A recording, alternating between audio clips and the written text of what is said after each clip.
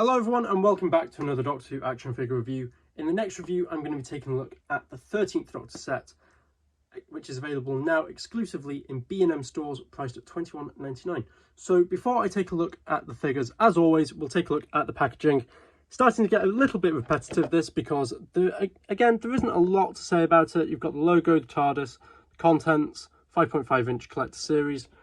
You've got TARDIS illustration on the side, although mine weirdly has this box, which I thought was sellotape at first, but it isn't. If I bring in the 9th Doctor box, you can see that my one has that instead. So maybe that's a slight factory error.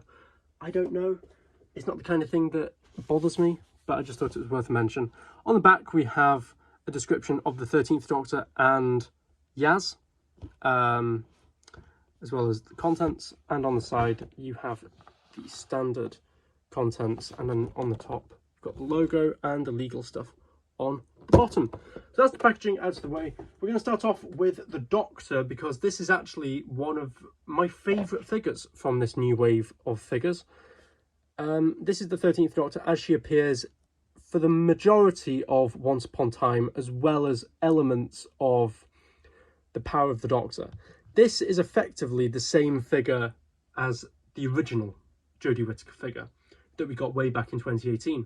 However, now, as I'm sure you've already noticed, we have the new inverted coat, which looks wonderful. I've always preferred this to her regular costume, even on the show, so to get it in figure form, it's fantastic.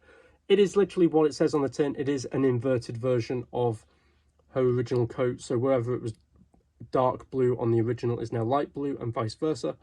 And it just looks fantastic. You can see the trim, the cuff detailing, the pockets, all look really, really nice and are really sharply painted.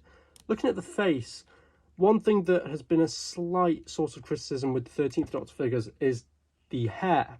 On the original, if I just bring that in for a second, you can see that we had a very light blonde colour with very dark roots, and a lot of fans weren't happy with that, myself included. Whereas now they seem to have finally got the hair right. The blonde looks fantastic. The roots aren't too dark and fade nicely into the hair. It just looks fantastic. Looking at the rest of the figure, the t-shirt is done very nicely. We have the rainbow stripes painted very, very nicely. We have the new dark blue braces, which she seems to be sporting in Flux. We have the standard trousers and the boots, which look terrific.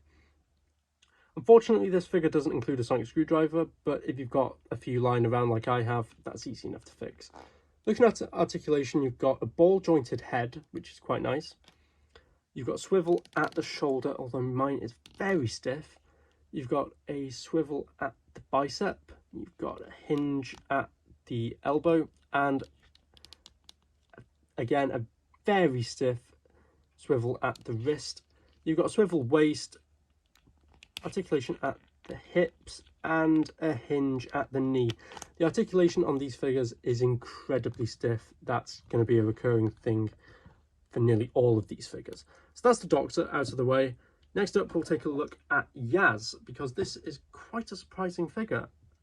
So here is Yaz based on Eve of the Daleks. It looks fantastic. For the majority, it is the same figure that we've had before, just repainted. So everything from the shoulders down is reused, just repainted, and you can see that it looks fantastic. We have the new dark brown, almost purpley jacket with the black shirts with the red, I want to say like flowers are almost painted on it.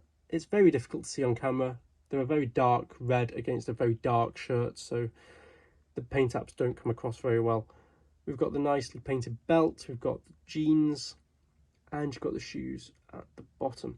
The main attraction though for this figure is the brand new head sculpt, which I'll be honest, I wasn't expecting, but it's very well appreciated that we actually have a brand new variant of Yaz as she accurately looks in Flux.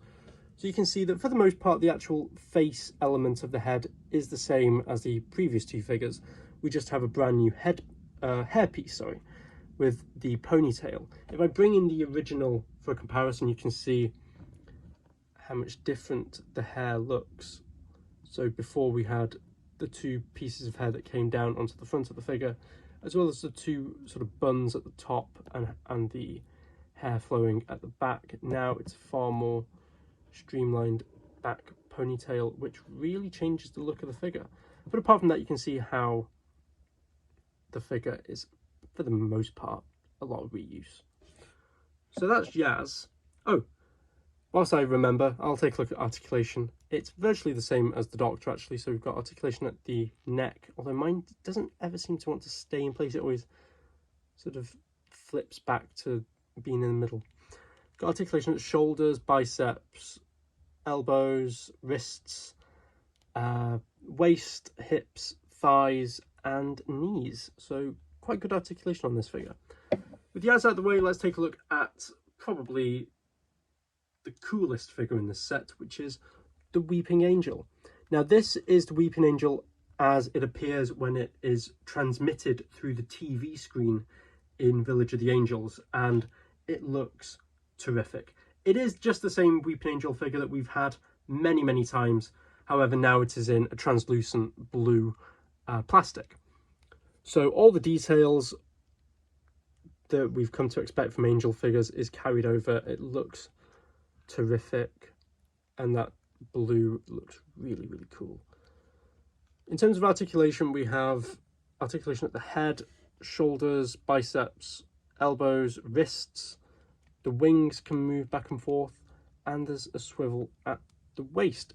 The interesting thing though with this set is that this set featured a variant.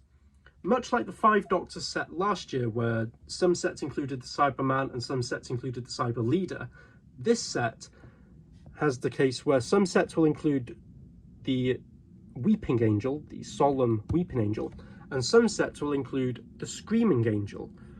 So this is effectively the same figure, just with the screaming head and the outstretched hands, and it looks terrific. I'm really glad to own both. It has meant that I've had to buy 2 sets, so I currently still have a spare Doctor and spare Yaz, which I don't know what I'm going to do with. I'll either do customs or I might sell them on. I'm not entirely sure yet, but it's really nice having both of these figures, and they really nicely recreate one of my favourite scenes from really all of Flux. I really enjoyed Village of the Angels.